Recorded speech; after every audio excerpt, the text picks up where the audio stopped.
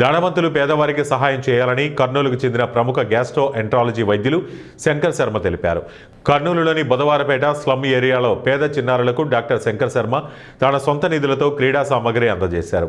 బుధవారపేట పార్కులో నిర్వహించిన ఈ కార్యక్రమంలో డాక్టర్ శంకర్ శర్మ మాట్లాడుతూ బుధవారపేటలో నిరుపయోగంగా ఉన్న ఖాళీ స్థలంలో సుందరమైన పార్క్ ఏర్పాటు చేయడంలో మంత్రి టీజీ భరత్ కృషి ఎంతో ఉందన్నారు.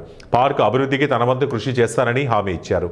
విద్యార్థులు క్రీడల్లో పాల్గొంటే మంచి భవిష్యత్తు ఉంటుందన్నారు. కర్నూలు క్రీడాకారులు అంతర్జాతీయ స్థాయిలో రాణించాలని ఆయన కోరారు.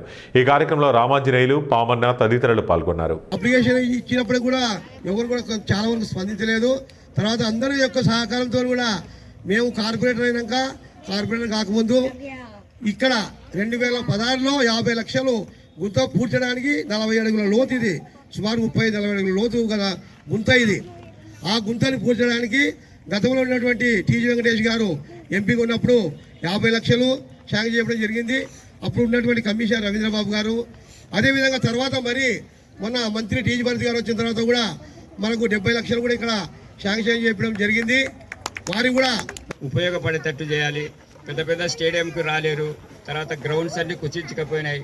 ఉన్న ఇంత స్లమ్ ఏరియాలో ఇంత పెద్ద క్రీడా మైదానం ఉండటం చాలా సంతోషం. అయితే వీటికి ఆడుకోవడానికి లేవు అని చెప్పినప్పుడు మనకు వెంటనే గుర్తొచ్చారు డాక్టర్ శంకర్ శర్మ గారు.